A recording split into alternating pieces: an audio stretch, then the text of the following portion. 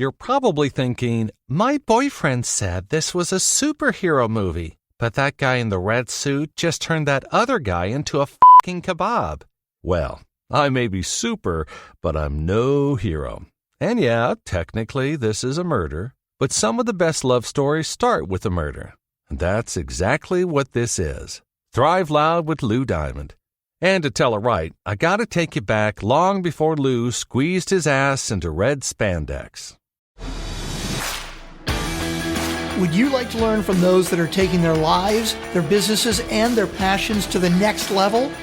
Best-selling author of Speakeasy and master connector Lou Diamond is here to connect you to some of the most inspiring and amazing people on this planet. Get ready to thrive loud with Lou Diamond.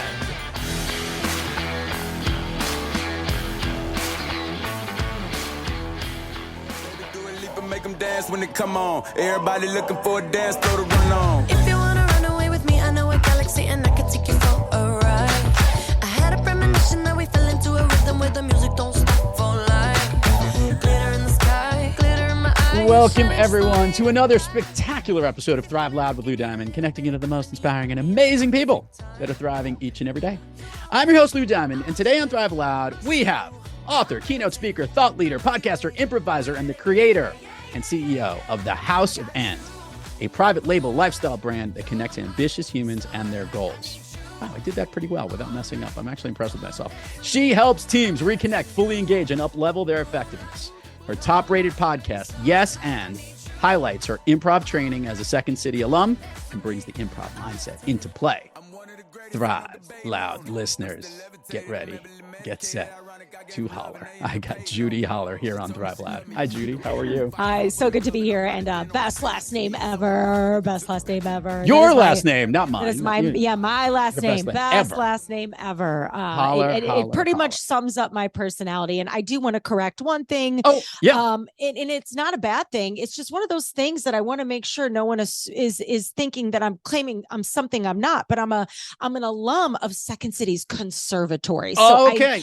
I was, still an incredible and very awesome thing to be a part of. But, there's a rub. I'm not sure Tina Fey would be super happy to think that there's people out there saying they're Second City alums and they're not. Like, and so along those lines, we had Dion Flynn, who was on the show, who was a Second City alum. He was on main stage. Yeah. So I think I may have, been shortening your bio in such a way. So whatever, I was trying to recognize your affiliation with it. But you know what I love about you already? Girl? I'm an honest girl. This is what I'm going to say. I know that you are genuine. You're coming out and being forthright, honest. You're correcting me right out of the gate in a very polite way of doing it because I totally messed up. Well, and here's the thing, life is improv, and that's what we're always saying.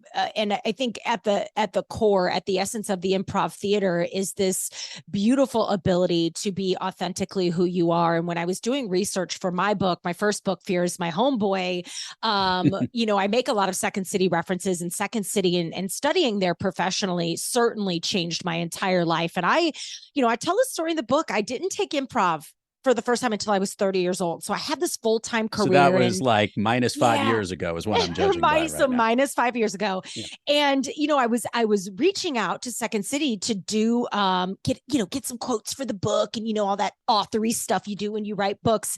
And I had, I sent some advanced reader copies to some staff at Second City. And that was one of the things they pulled out. They were like, oh, by the way, you just might want to make an edit there. Like, we love you, but main stage is a whole nother set of alumni.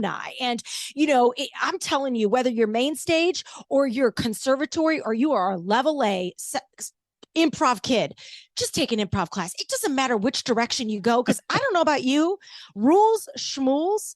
I don't know if that makes sense, but like rules, schmools, improv is the shit. And it changed my life. And I'm proud of it no matter how it came to me. Let's go down that avenue. I want to kind of do the little rewind. I don't want to go all the way back to the womb, Judi. I want to go to where you realized that your understanding of improv and how it changed your life has made your life what it is today and what you're doing with it.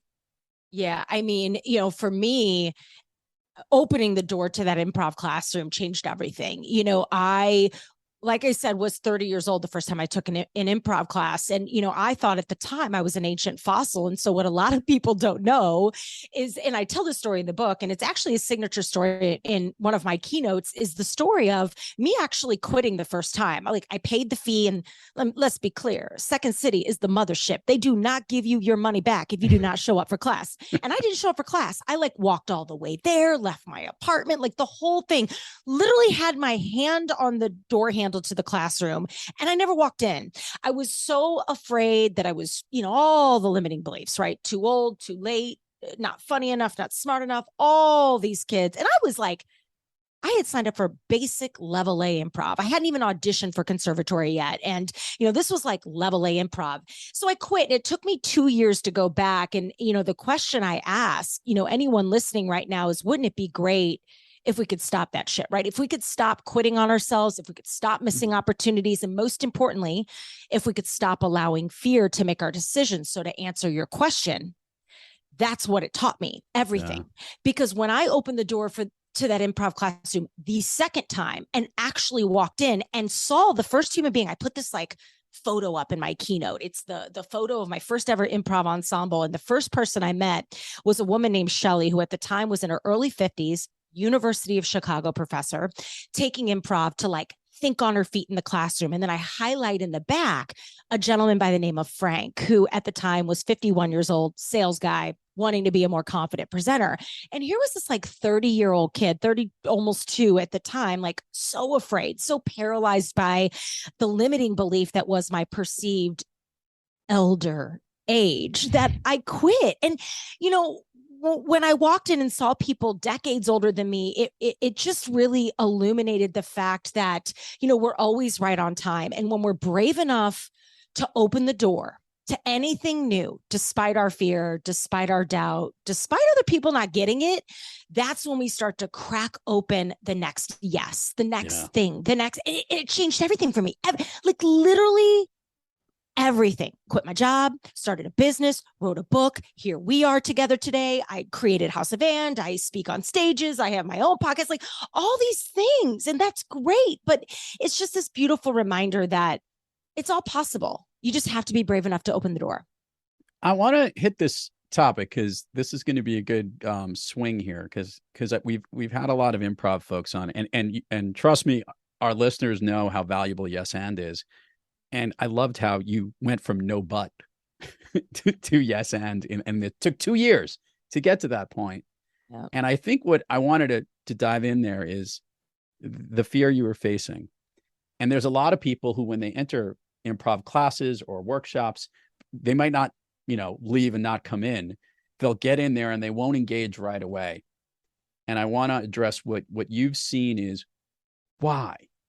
When we're kindergartners and we're young, we will jump in and play any role we want to. We are literally living improv. You want to be a superhero? Go ahead and go be it. You want to go be the best of whatever it is, or you want to be a fireman or a doctor or whatever it might be. You step in and you can do it when you're a young kid.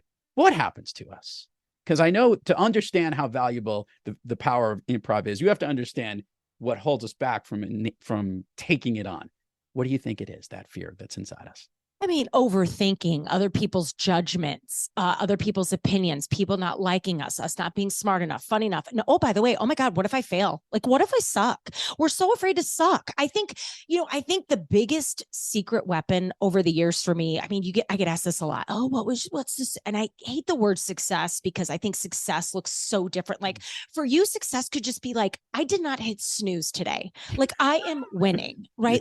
I am moving through such deep anxiety, depression, overwhelm, whatever someone may be moving through. Or, hey, success for me is that, my teenager spoke to me this morning. It was amazing. The best day ever, right?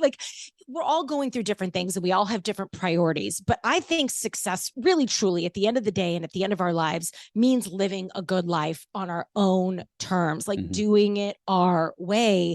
And I think that's at the root of it. So for me, when I'm asked what the secret to my success is and how I've gotten to where I've gotten to today, there's 2 answers. Number one, and to answer your question, and this is huge, I am not afraid to look stupid.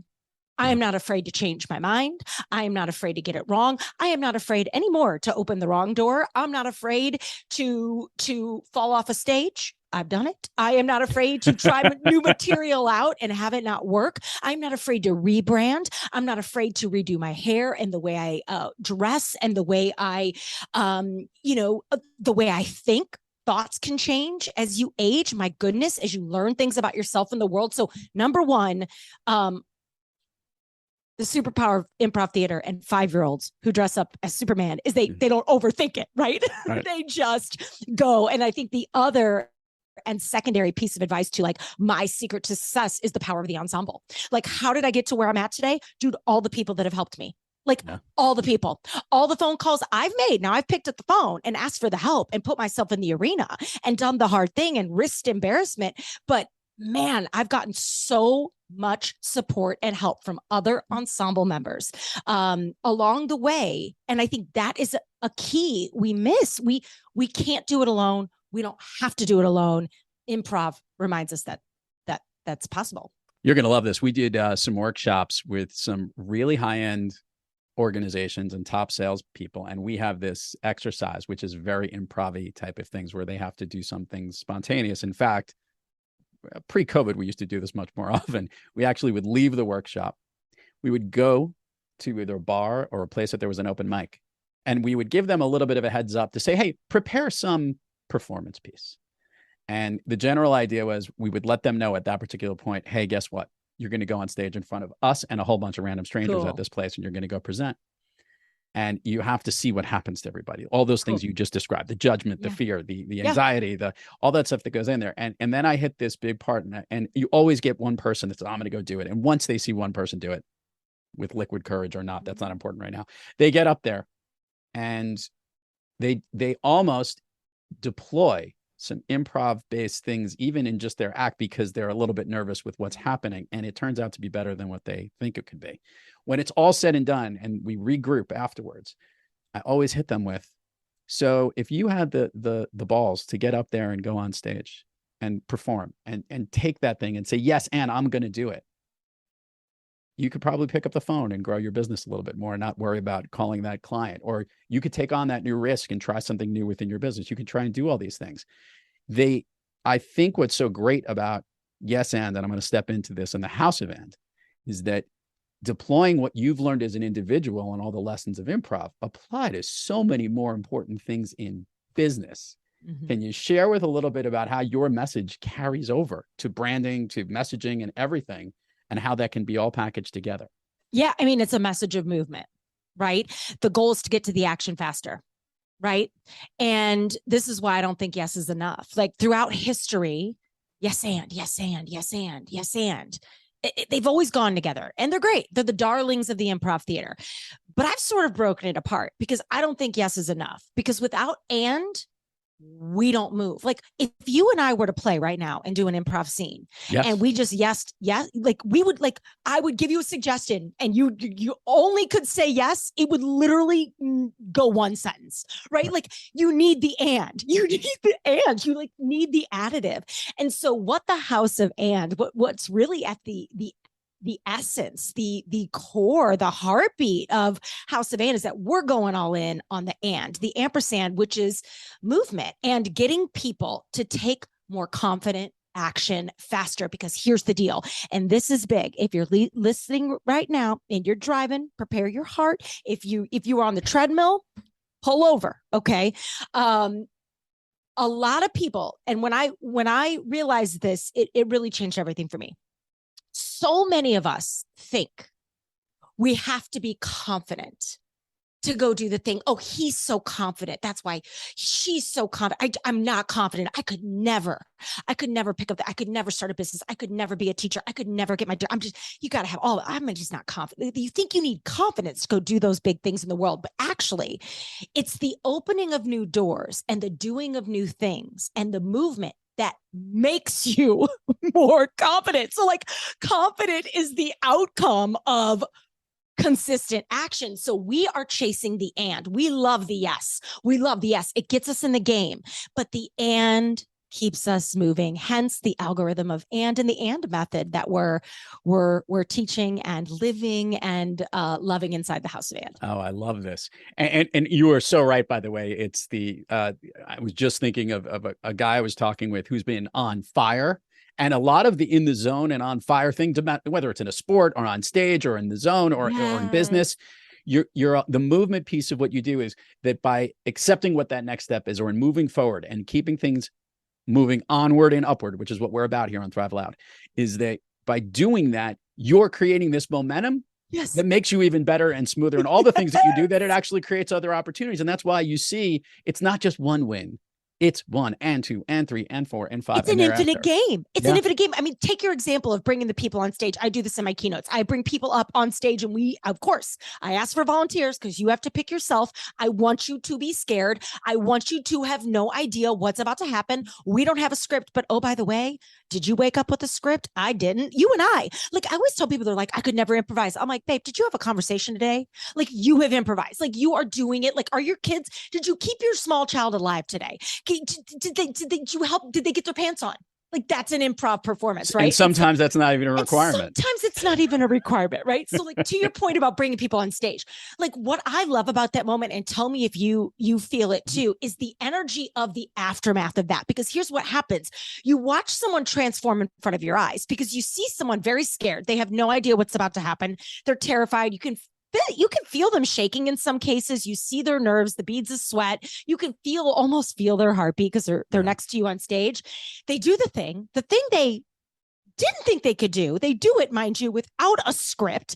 And then they're getting laughs and roaring audience applause. And they become the star of the show. Because, as an improviser, my only job is to make her or him look even better than me on stage. So they get done with this. And then 9 times out of 10, I swear to you, the improviser gets done, who is playing with me, the volunteer goes, oh my God, that was awesome. Oh my God, that was amazing. I feel so good. And boom. There we go. Now we're off to the races. See that feeling, that's the magic. That's the magic of and. That's the drug of momentum. The more you get that, man, the stronger you get. I got to share a story with you because you just sparked a memory here. And this is a mutual acquaintance of ours. I mentioned Dion Flynn before, who's been a guest on the show. He's an unbelievable improv guy. And he did a workshop at an event earlier this year. And what you just described was something happened in that room. And an exchange happened in an improv setting in a situation which was really just not applying it to a business setting. It was just, let's live in the moment and talk about a certain story. I think it was if I want to remember that, because it's the part I remember, it was superheroes in an old age home, and there was just some absolutely incredible stuff going on. And one of the people who Dion made the star in this thing, when it was all said and done, everybody's laughing and dying, and I'm watching it like a fly on the wall. And he stops and he says at that moment, he goes, right now, what you're all feeling, this energy right here. He goes, this is the power of what this can bring you. 100%. And it excites people. It gets people creative. And I think it does something else. It brings us back, not just to the 5-year-old version of ourselves. It brings us back to a version of ourselves that is hopeful, that recognizes there's opportunities, that dreams, things that we think couldn't happen before actually can.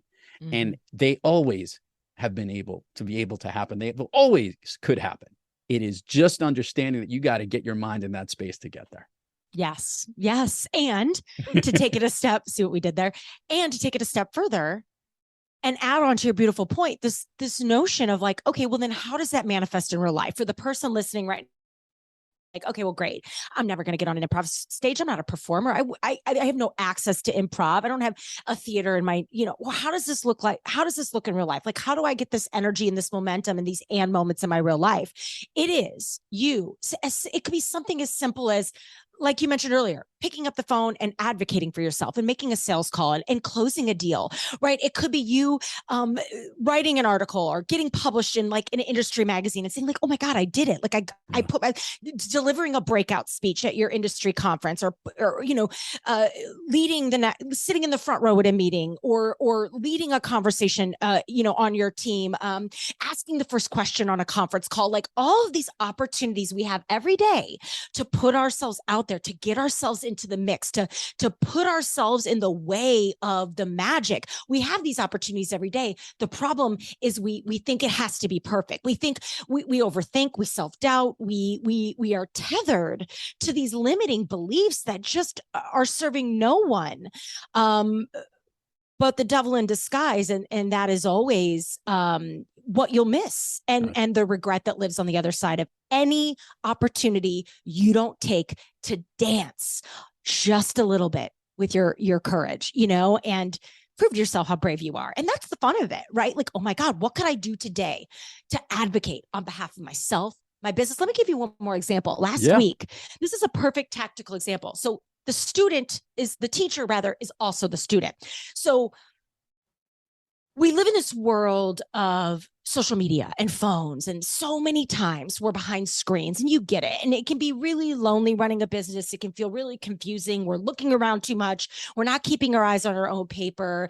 And then all of a sudden you're like, well, why isn't the needle moving? Why am I not hitting a revenue goal? Why is she or he getting further ahead than me? Or why all these things? So instead of sitting in those pockets of why, which I can find myself doing, this was happening to me last week. I made an edit. I did an and to myself last week. And I said, okay, I knew I needed to chase down 3 different things in my work week. One of them was a revenue. I needed to close this particular deal. I needed to get this particular piece of footage from a keynote that was really important, but we, kept hitting roadblock. And then I needed to have one other yes. I needed another yes from another client, right? And so I, for weeks, kept kicking this ball down the field, kicking it down the field, making a little progress, not making progress. You know what I did? I literally scheduled a call with all 3 of those people. And by Friday at 2:00 in the afternoon, I had everything I wanted. I love it. And that infused, you know what it did? It made me schedule calls, schedule calls this week differently and advocate for myself differently. It gave me that boost of confidence and momentum. Like, you know what? Hell yeah. Like, I can do this. I can do hard things. And it's so great to talk to another human, because that's when we make the magic happen. So it felt a lot like doing improv on stage, right? It felt like the energy of that moment for the improviser. It was that same simulation of energy for me. It just invigorated me, right? It put confidence in my veins, and I needed it, To our listeners out there, I want you to take what Judi said to heart in one particular area. When you know you have a bunch of things that you are looking to happen, prospective business calls, opportunities, you're trying to grow yourself, your individual, whatever it is, don't just be satisfied with the one. Jump into the end. What she just talked about is so important.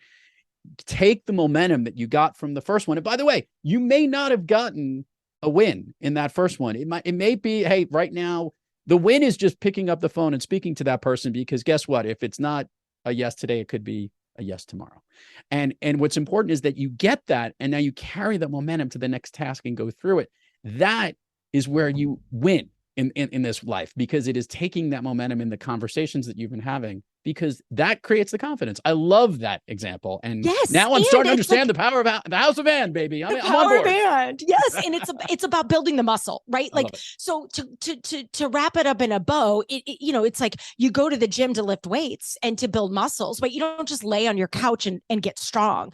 You don't, sit around and eat pizza and get fit, right? Like, you have to do the work. You have to run the reps. And so you want to have a great relationship with your spouse, date them. You want to be more creative, do creative things. You want to be brave, dance with your fear, babe. That is the way to do it. You have to get uncomfortable. You have to move, dude. You have to do the scary thing. And the great thing about scary things, so to your point, like, you may pick up the phone call and you don't get what you want, or someone may hang up on you, or someone does not respond to your DM, or you don't get the answer, or you don't get invited onto the show, or whatever. Awesome. Great.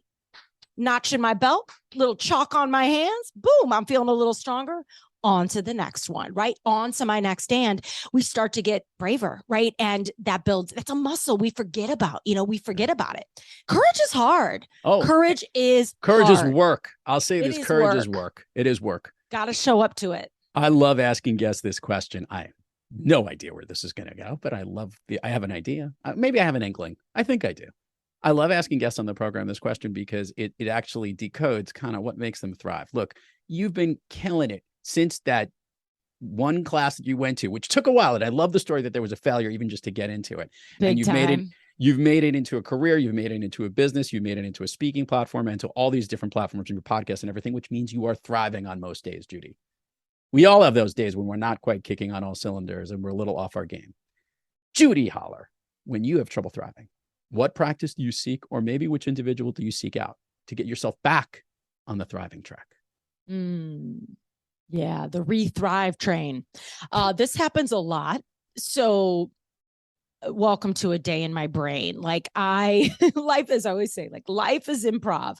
None of us wake up with a script. And so you could be thinking that you've got your business on the rails, or your company is off to the races, and then a curveball happens and oh my God, now I don't really know where I'm going, and I certainly don't feel like I'm thriving. So for me, when those moments happen, it is a great reminder that it's probably time to put down my phone and pick up myself. Meaning, I sometimes have this bad habit of not keeping my eyes on my own paper. And it is when I look around too much that I get lost from what brings me joy and what makes me come alive and what I find funny and what I find thought-provoking, etc. So when I have lost my thrive, I recenter by coming back to myself and really limiting my time with social media and putting some big boundaries in place to really remain focused. And I think if there's one big thing to understand here, I think the reason we stop thriving is we have lost focus, and fear loves this pocket, because when you are focused, you become really hard to stop. So keep in mind, fear's got one job only. It's so basic. It's so boring. Fear wakes up every single day with one job. Its job is to stop you. Cool. Knowing this means we also have the antidote: movement. Action. So when I get off my game, when I get off my hustle, when I don't feel like I'm thriving, sure, self-care, regroup, eyes on my own paper, but okay, maybe there's an and in here that I'm not seeing. Yes, I'm stuck. Yes, I've hit a rock bottom. Yes, I'm at a plateau. And how can I get out of it? I start to answer that question. Once I've answered that question, cool. What doors do I need to open? What keys can I grab? Who needs to be in my ensemble to help me get out of this? And then boom, step 4, perfect. Boom. What's the first new door I'm going to kick open? So I'm always getting myself out of any proverbial rut with the next. And that's the cool thing about it. And can get you into things, but it can also get you out of things. So use and to, if you are not thriving, yes, that's your yes. Yes, I am in a rut. And how can I get out of it? Answer that question. Who can help you do it? And then what's the first door you're going to open? I mean, this is the methodology we're teaching. So I take my own medicine, and it's hard to do in some cases. But yeah, the goal, I keep moving. Move, right? Love it. Yeah. Let's do the admin part of the show here, Judi. Share with the listeners all the wonderful places people can find you. Everyone now, even though you put down your phone and you picked yourself up, you can now pick up your phone unless you're driving. Now you can get back on social media. Exactly. Now you can do it. Where can they find you? Social handles, everything. We'll put it in the show notes, but it always gets more engagement when they hear it from you. So cool. Well, yeah, judiholler.com is the website. Haus of And, Haus of And is the Haus website. Things are always changing, but those are beautiful platforms to stay really connected with the work. And then from a social media perspective, I hang out most of the time on Instagram, Judi Holler, Judi Holler, the verb, verb. So yeah, those are my places. We have been having fun here on Thrive Loud since the very beginning, and we are now heading down Fun Street because I know you are ready for it to really dive there. You ready, Judi, for some fun? I'm ready. I like Fun Street. Fun Street sounds like a fun street. Can you share with the listeners what maybe one of your all-time favorite movies, or one that you love to rewatch that just makes you feel good? Talladega Nights, all day, every day. It's one of my and Deadpool, Talladega Nights. Those are always man, we gotta hang out more often, Judi. This is spectacular. I have a poster of Ricky Bobby in one of our guest bedrooms. Like, are you kidding me? And we have Deadpool on the front of one of our cars. We literally have Deadpool. People think it's Spider-Man. I'm like, if you know, you know. We have Deadpool on like the front of one of our cars. So the listeners dedicated listeners to Thrive Loud know that we do some very unique openings to the show, and my producers are basically hollering right now because they're like, we get to break out the Deadpool opening for this program. God, I can't wait, man. It's so wrong. It's so wrong, but it's so right. So there's a restaurant. I live in just outside New York City, not too far away from where Ryan Reynolds lives. And I've seen Ryan Reynolds, but there's this restaurant that he always goes to. Those who are familiar in Bedford, a restaurant called Truck. He and his wife show up there every now and then. We have gone every single time. And every time my daughter goes, is he coming in? Is he coming? We have yet to see him there. Ryan, when you listen to the episode, you should show up. And Ryan. So we'll give him a little shout out because we have a little connection to him. I'll share that with you afterwards. But that's awesome. Let's throw that word out. I almost said the BUT word, but let's keep going. Okay. I'm going to go through speed round with you. This is the Fun Street speed round special section, and you're going to kill this. I'm going to ask you something. I want the first thing that comes to your mind. This is improv. Yes, these are things that lift you up, that motivate you, that make you feel good, that basically make you thrive. Okay. Ready? Of late, a song that you love to listen to, or maybe one that pumps you up. You want me, my sugar baby, my na. I'm levitating. Levitate. Yeah. You haven't had a Dua Lipa song. I like that. That is a good one. And she's performing and dancing. I know. The video of this episode just got so much better. It's levitating. Yes, levitating. It's kind of on repeat lately. Mm-hmm. Favorite food that is not a dessert? Tacos. Favorite dessert? Mint chip ice cream. An activity you wish you did more of? Relaxing. An activity you wish you did less of? Social media. If I could snap my fingers and Judi Holler could be anywhere in the world, where are you? Lanai, Hawaii. Oh, I've never been to Lanai, but I was across from Lanai in Maui, and I was looking at Lanai like a whole time, and it's a pretty cool looking place. At the Four Seasons at Manili Bay, staring at the spinner dolphins. That's where I'd be. Oh, I like it. Last thing here. Before the last thing here, we have to give a couple of shout outs here. First of all, shout out to Jen Zawatsky for connecting us. Shout out Tarvin, our brother from another mother. Gene Stafford, another improv person who's actually has a book called Yes And, which is kind of fun. Oh, I love it. And with all that, they've all been guests on the program, and now we've got you, and they'll all be excited to hear their names because it's always exciting to hear a name. It's the most aesthetically sounding. It is fun. Yes. I tattooed my last name on. This is my maiden. Well, I kept my last name. It's my dad's handwriting. Oh wow! So that's my first tattoo, and I had my dad write it. So yeah, you're right. It's so funny but it's also like your family, your heritage, like your roots, right? But yeah, your name has a ring to it. You know what I mean? So it feels good. Literally, my name does have a ring to it. It actually does. It's literal. Last thing to take us home to here, Judi. A key message you want all the listeners from this show to take away from the gifts that you've been given in this world. You've been creating a lot of things. Gifts are being put out there. What's the biggest gift that they can take from you? The magic is in the movement. Just keep moving, right? Like it doesn't need to be perfect. You don't have to have all the answers, right? Dare I say, you don't even need to know what's on the other side of the door. You just have to be brave enough to open it. And when you do that, the and will catch you. The and will catch you. A pleasure. Absolutely a rock star here. I think you were in my family at one point or another. Even the mint chocolate chip ice cream or whatever mint ice cream would be there. Judi. The green kind though, not the green one. Yeah, the green with like the chips, the chocolate chips. The green with all the GMOs, extra GMOs. Judi Holler, truly a pleasure to have you on the program. Thank you so much. Everybody, check it out. House of And. We will get all the links. Great to have you on. So good. Thanks. To all our listeners out there, thank you for joining us. And until next time, keep moving onward and upward. And remember, be brief, be bright, be gone. You want me, I want you, baby. My sugar boo, I'm levitating. The Milky Way, we're renegading. Yeah. I got you, moonlight. You're my starlight. I need you all night. Come on, dance. You've been listening to Thrive Loud with your host, Lou Diamond. Check us out on the web at thriveloud.com and follow us on Instagram, LinkedIn, Twitter, and Facebook at Thrive Loud. And check us out on the Good Pods app at Thrive Loud, where you can follow, listen, and connect directly to Lou and all of the Thrive Loud episodes. Thanks for listening.